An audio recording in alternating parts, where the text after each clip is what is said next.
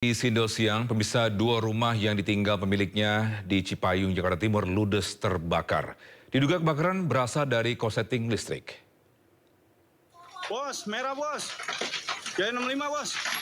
Ya, api dengan cepat membesar dan membakar dua rumah yang berada di Jalan Yusuf Liah, Cipayung, Jakarta Timur, Sabtu dini hari. Warga dan petugas pemadam kebakaran berusaha memadamkan api agar tidak merambat ke rumah lainnya. Belum diketahui penyebab pasti dari kebakaran, namun diduga api berasal dari korsleting listrik. Api berhasil dipadamkan 1 jam kemudian setelah 13 mobil pemadam kebakaran dikerahkan ke lokasi. Tetangganya tuh ada asap begitu. Saya kan nggak ada di rumah, bapaknya lagi main di situ. Berarti posisi rumah kosong. Posisi rumah kosong. Kalau feeling ibu ini dari elektronik atau dari apa? Ya nggak tahu saya. Nggak tahu. Tahu-tahu udah gede aja. Tahu-tahu udah gede aja nih. Tahu-tahu rumah ibu ini udah teriak-teriak, tolong. Terus langsung buru-buru pada ngambilin air apa tuh. Bisa seorang pria terluka parah akibat terlibat tawuran di Tebet, Jakarta. Meski sempat dilarikan ke rumah sakit, naas nyawa korban tidak bisa diselamatkan.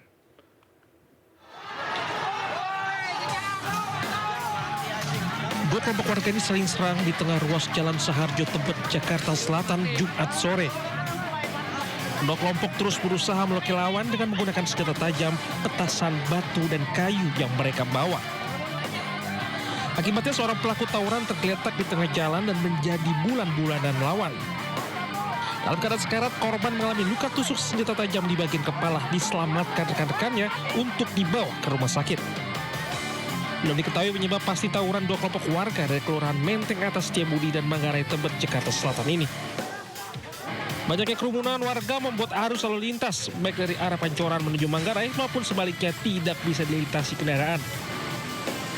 Akibatnya kemacetan arus lalu lintas pun tak terhindarkan. Tawuran ini akhirnya dibubarkan petugas Polsek Tebet, Polsek Setiabudi, dan Polres Metro Jakarta Selatan. Dari Jakarta, Den Helmi Saihbati melaporkan.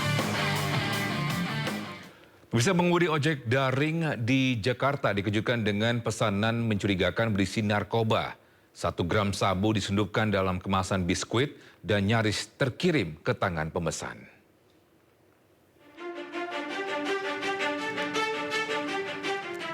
Paket pesanan yang diantar pengemudi ojek daring dibongkar anggota unit reserse narkoba Polsek Cengkareng, Jakarta Barat.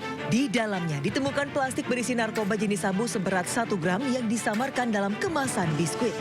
Pengemudi ojek sebelumnya melapor ke polisi karena curiga dengan isi kardus yang dibawanya karena sangat ringan.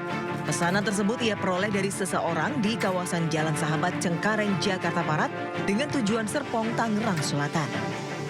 Saya sempat keganjal hati gitu ya. Saya terima, saya ambil paketnya, saya jalan. Pas pertengahan jalan itu saya sempat buka paketnya dan ternyata isinya barang narkotika sejenis sabu. Oh, kira-kira berapa? 2 kantong. Berapa berat itu bang? Kurang paham juga ya? Kayak 1 gram lah. Kasus temuan narkoba jenis sabu ini kini masih diselidiki anggota Polsek Cengkareng. Polisi pun langsung memburu pengirim maupun pemesan barang haram itu. Dari Jakarta, Rizky Palupi Anyus melaporkan. Ya, sementara itu pemerintah resmi memberlakukan kerja work from anywhere untuk ASN. Nantinya ASN bisa bekerja dari rumah mana saja 2 hari seminggu dalam seminggu.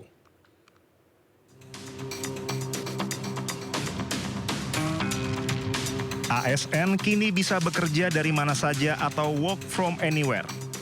Keputusan ini sesuai dengan Peraturan Menpan RB nomor 4 tahun 2025. Peraturan ini telah dijalankan sejak 21 April 2025.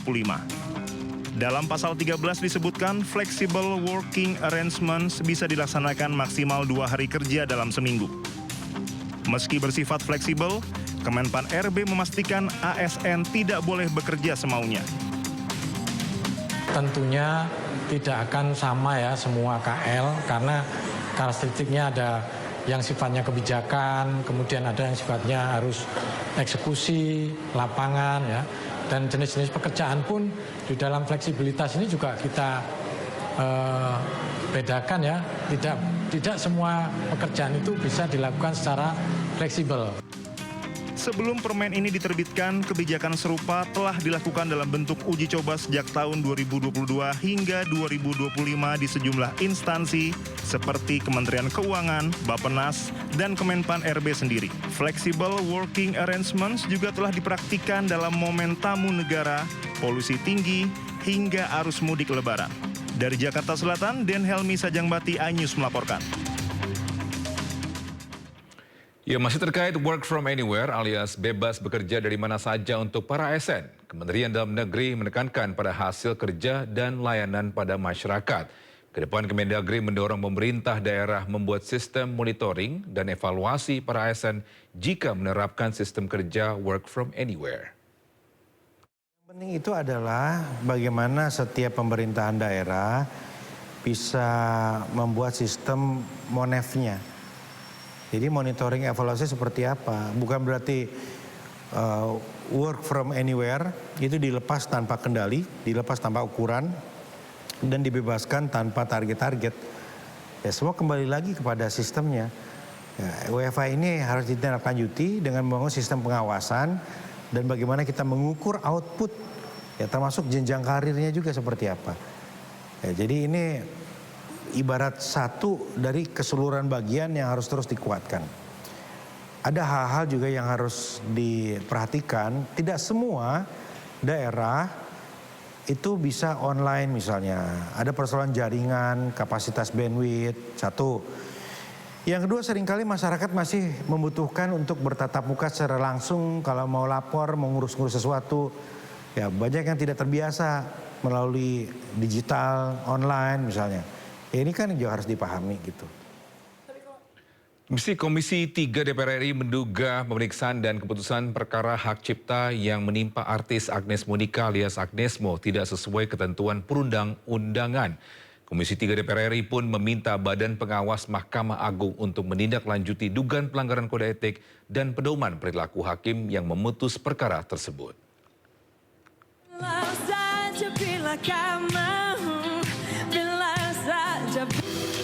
Kasus pelanggaran hak cipta yang menimpa penyanyi Agnes Monica atau Agnesmo kembali menjadi sorotan.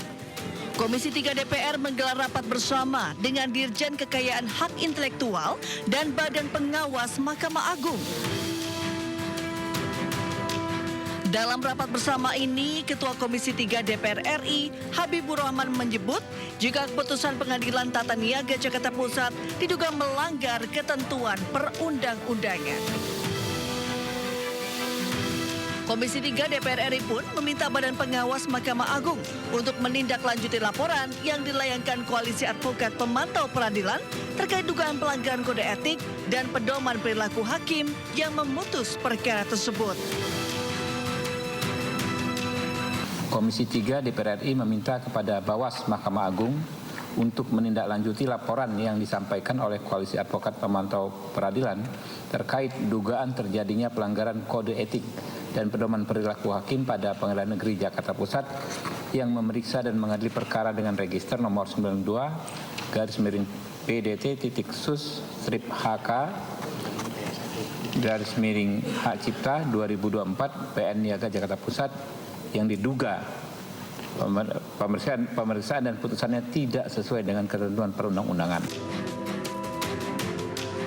Habibur Rahman juga meminta Mahkamah Agung membuat surat edaran atau pedoman terkait panduan penerapan Undang-Undang Nomor 28 Tahun 2014 tentang hak cipta secara komprehensif. Sebelumnya pada 30 Januari lalu, Hakim Pengadilan Niaga Jakarta Pusat menyatakan Agnesmo melanggar hak cipta karena menyanyikan lagu Bilang Saja tanpa izin kepada komposer. Agnesmo pun diwajibkan membayar denda sebesar 1,5 miliar rupiah kepada Ari Bias selaku pencipta lagu.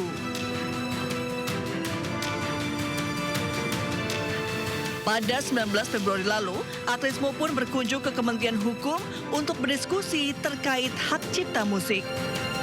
Agnes mengaku masih banyak musisi dan penyanyi yang kebingungan menerapkan undang-undang hak cipta yang ada saat ini. Tim Liputan iNews melaporkan.